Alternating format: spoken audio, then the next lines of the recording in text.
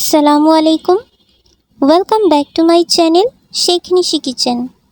আজকের ভিডিওতে আমি আপনাদের দেখাবো ইলেকট্রিক বিটার ছাড়া চুলায় তৈরি ভ্যানিলা বার্থডে কেক। এই কেকটা তৈরি করলে কেউ বুঝতেই পারবে না যে এখানে ইলেকট্রিক বিটার কিংবা ওভেন কিছুই ব্যবহার করা হয়নি। এর জন্য আমি ভিডিওর মাঝে কিছু টিপস শেয়ার করব, যেগুলো ফলো করলে আপনারা কখনোই ব্যর্থ হবেন না। তাই আমি বিশেষভাবে বলবো যে স্কিপ না করে পুরো ভিডিওটি ভালো করে দেখবেন। তো শুরুতে কেকের মোল্ডটা রেডি করে নিব। আমি এখানে 7 ইঞ্চির একটা মোল্ড নিয়েছি। কয়েক ফোঁটা তেল মাখিয়ে দিচ্ছি।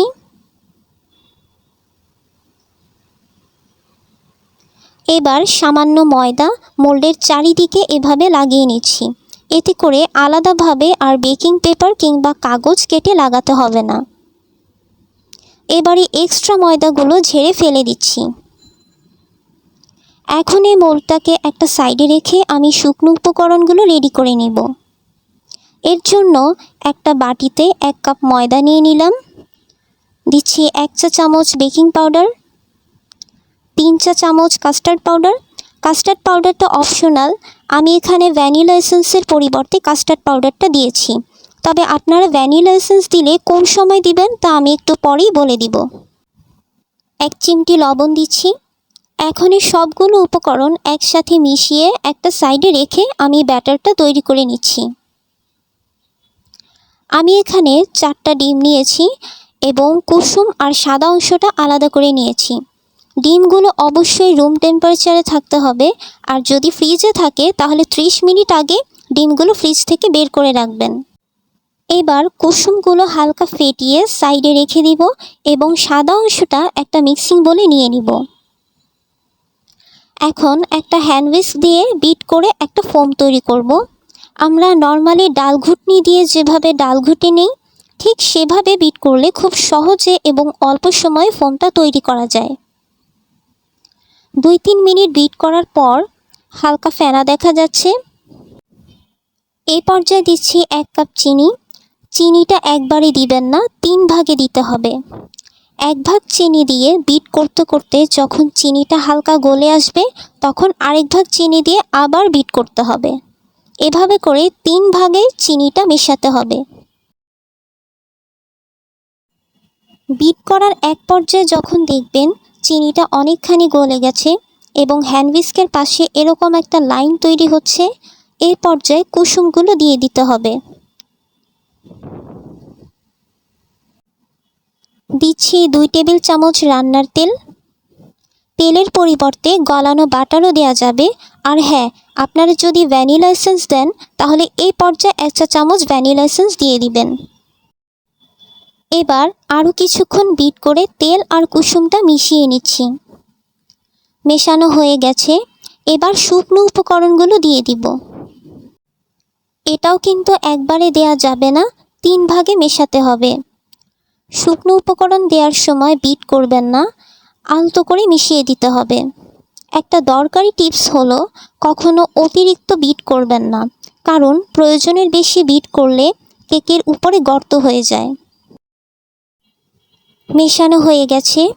এবারে ব্যাটারটা মোল্ডে ঢেলে নিচ্ছি। এই পর্যায়ে কিন্তু একটুও দেরি করবেন না, খুব দ্রুত কেকটা বসিয়ে দিতে হবে। কয়েকবার ট্যাপ করে নিচ্ছি, এতে করে ব্যাটারের মধ্যে কোনো বাবল থাকলে তা বের হয়ে আসবে। চুলায় একটি পাতিল বসিয়ে এর মাঝে একটি স্ট্যান্ড বসিয়ে দিচ্ছি। স্ট্যান্ড হাতের কাছে না থাকলে ছোট স্টিলের বাটিও দেয়া যাবে। এখন ঢাকনা দিয়ে ঢেকে কয়েক সেকেন্ড মাঝারি আঁচে প্রিহিট করে নিব। গরম হয়ে গেছে। এবার মোল্ডটা বসিয়ে দিচ্ছি। পাতিলের 2 পাশে টাওয়াল দিয়েছি যাতে করে এটা রাখার সময় হাতে গরম না লাগে। এখন ঢাকনা দিয়ে ঢেকে 30 মিনিট লো হিটে বেক করে নিচ্ছি। এই 30 মিনিটের মধ্যে কিন্তু ঢাকনা তোলা যাবে না, কারণ বারবার ঢাকনা তুললে কেকটা ঠিকমতো ফুলে না। আর ঢাকনাতে কোনো ছিদ্র থাকলে কাগজ বা টিস্যু দিয়ে তা বন্ধ করে দিবেন। 30 মিনিট পর চেক করে দেখছি। কাঠিটা এরকম শুকনো থাকলেই বুঝে নেবেন কেকটা হয়ে গেছে। আর যদি কেকের কাঁচা অংশ লেগে থাকে তাহলে আরও কিছু সময় বেক করে নেবেন। এবার কেকটা রুম টেম্পারেচারে সম্পূর্ণ ঠান্ডা করে নিচ্ছি। ঠান্ডা হওয়ার পর কেকটা ডিমোল্ড করে নিব। একটা ছুরি দিয়ে কেকের চারপাশটা আলগা করে নিচ্ছি। এরপর মোল্ডের ওপর একটা প্লেট রেখে উল্টে দিচ্ছি। এখন কয়েকবার ট্যাপ করে আস্তে আস্তে মোল্ডটাকে তুলে নিতে হবে। কেকের উপরের দিকটা সামান্য কেটে সমান করে নিচ্ছি। এখন এই কেকটা সমান 3 লেয়ারে ভাগ করে নিচ্ছি। 3 ভাগে ভাগ করে নিয়েছি। এবার এটা একটা সাইডে রেখে আমি ক্রিমটা বানিয়ে নিব।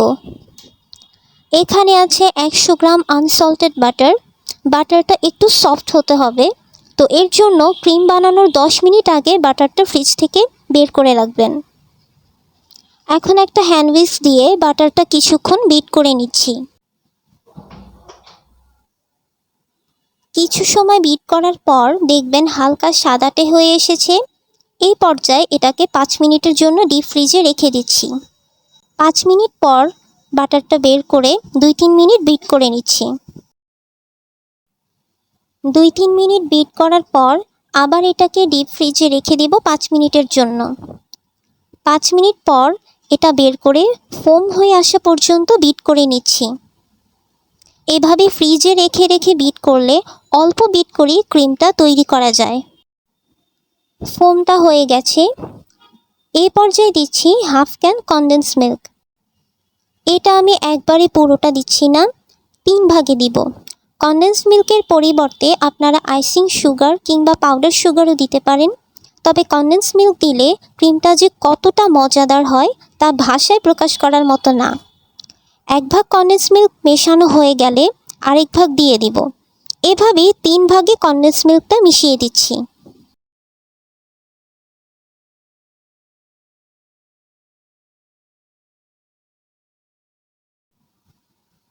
মেশানো হয়ে গেছে, ক্রিমটা এখন রেডি।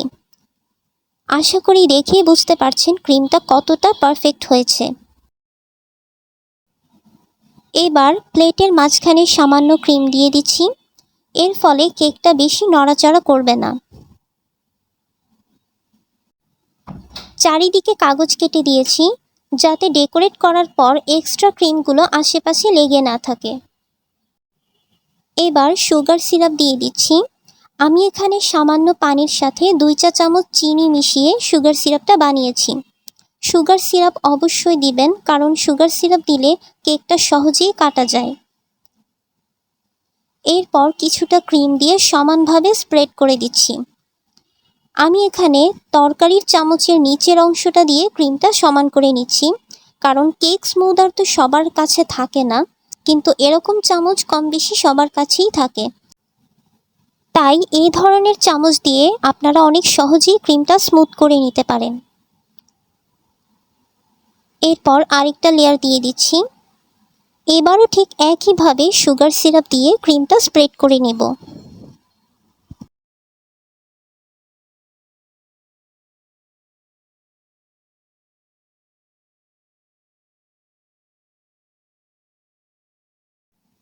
সবার উপরে কেকের নিচের লেয়ারটা দিয়ে দিচ্ছি, কারণ কেকের নিচের অংশটা একদম সমান থাকে, তো যার কারণে ক্রিম দেওয়ার পর খুব সহজেই সমান একটা ফিনিশিং দেওয়া যায়। এখন কেকটা চারিদিক থেকে কভার করে নিচ্ছি।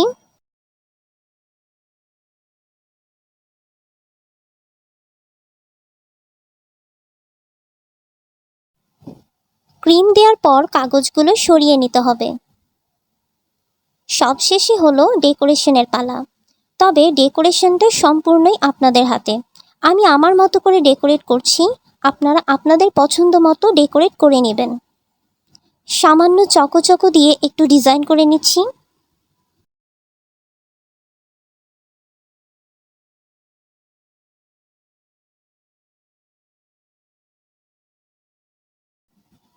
এখন আমি 2টা গোলাপ ফুল বানাবো। এর জন্য 2 প্যাকেট চকলেট বিস্কিট নিয়ে নিলাম। এবারে বিস্কিটগুলো থেকে ক্রিমটা সরিয়ে নিব। এরপর বিস্কিটগুলো একটু ভেঙে নিচ্ছি। ভাঙা হয়ে গেলে সামান্য দুধ দিয়ে দিব। এবার এটাকে মথে সফট একটা ডো বানিয়ে নিচ্ছি। ডোটা হয়ে গেছে। এখন এখান থেকে ছোট ছোট করে লেচি কেটে নেব। এবার একটা লেচি নিয়ে আঙ্গুল দিয়ে চেপে পাতলা করে নিচ্ছি। এরপর কুকি কাটার দিয়ে লেচিটা কেটে নিচ্ছি।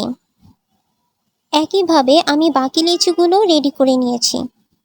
এবার এগুলো মাঝখান থেকে কেটে নিচ্ছি। এরপর এভাবে করে পেঁচিয়ে পেঁচিয়ে গোলাপ ফুলটা তৈরি করে নিচ্ছি। এটা মোটেও কঠিন কোনো কাজ না, একেবারেই সহজ।